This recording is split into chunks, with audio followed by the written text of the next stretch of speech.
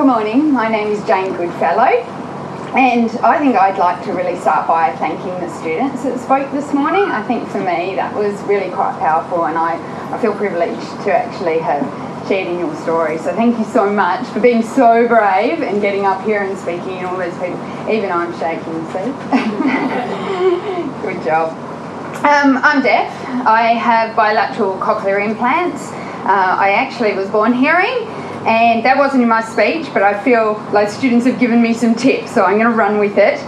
I had perfect hearing until I was 3, when I lost hearing in my right ear, and so I've been hard of hearing ever since. I've only attended mainstream schools and didn't really think anything of it until I lost my other ear, so now I'm profoundly deaf, and I got cochlear implants.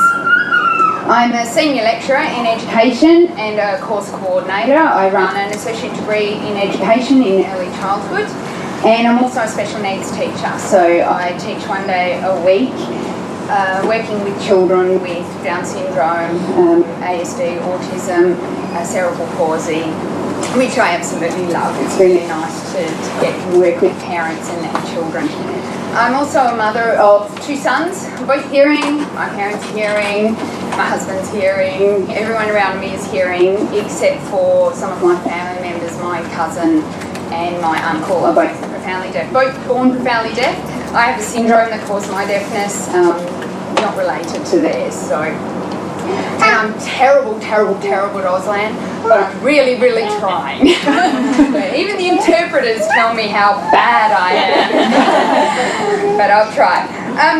But I guess that background of deafness in my family and my own experiences, and the fact that I do have deaf friends, and I've talked about the feelings that we have and things. I guess the same topic comes up all the time, and that's a feeling of difficulty being separated from hearing people, and that isolation, particularly in that school environment. So I wanted to study that a little bit more, so I did enrol myself in a Masters of Education 2 years ago, because I really wanted the opportunity to look at this at a professional level. Because I do have CIs, cochlear implants, I also wanted to have a look at that, because I think that's becoming more of an option, and I did want to investigate how that was actually working in a school context. The new curriculum for early childhood education is based around, and this is what I find really interesting, not around language, not around academia. It's based around the social and overall well-being of a child. So that is what our early child curriculum is saying to us. Don't worry about the academic side of things, because if you get the social and well-being of a child right, then the rest of it will follow. And that's a complete flip to what we're used to in education. So I started thinking, I need to have another look at this. I need to follow through with this. Now, the studies with children with cochlear implants are very new, and I've struggled to find a lot of research. I've read everything available.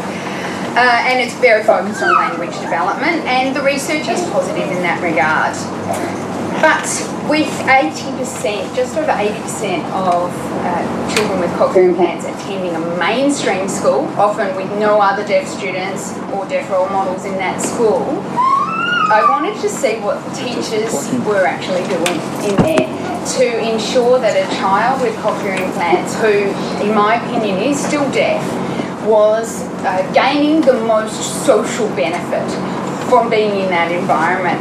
And I think, Rose, you put me on after the students on purpose, because it really does follow on from some of their experiences, where you'll notice none of them said, I struggled with the reading and I struggled with the writing. They didn't say that. What they did is they said, I struggled with communication. I just wanted my friends to learn Auslan so that they could talk to me. So for me, that's right. That's where I'm at. So after 2 years of researching, and it's ongoing, I have come to a number of conclusions. Now, these are my personal opinions just based on my research. But I feel that using oral language comes with its own difficulties. Even my colleagues still say, well, you have CIs, you're hearing now. And I find people get frustrated with me when I can't hear. And I have to say, I'm deaf. I'm still deaf. Please understand that. It makes me wonder maybe if teachers are, oh, you have a cochlear implant, now you can hear like all the other kids. So that's come up in my research. The children with cochlear implants, they're still experiencing social difficulties. That's what's come through. Academically, equal to their peers, but they still have social difficulties in being included with the whole school, with the whole classroom. The good news is early childhood teachers are on top of it. They are well aware that this is happening, and they are aware that they need to teach specific strategies. And that goes on to my next recommendation, is that specific strategies and social skills need to be taught. How to touch. And I know I'm learning that myself. As a deaf person, I'll touch everyone. But in a classroom, in a mainstream classroom, they're hearing children and not responding to that. Even just saying hi and self-advocating. I didn't hear, I didn't understand. So I'm really recommending that those younger children are taught to advocate for themselves first. And I think Melody actually has really captured that. That is what she's doing, and that is what she wants to teach other deaf children to do. So great job, Melody. And last and not least, a little bit controversial, but I will say it out loud anyway, I really do think that Auslan needs to be implemented regardless of cochlear implants. And if it were my classroom, all the children need to learn Auslan. It's an Australian language, and CIs or not, they need to learn it. It just makes so much difference. Like I said at the start, my Auslan is shocking, but it does help me.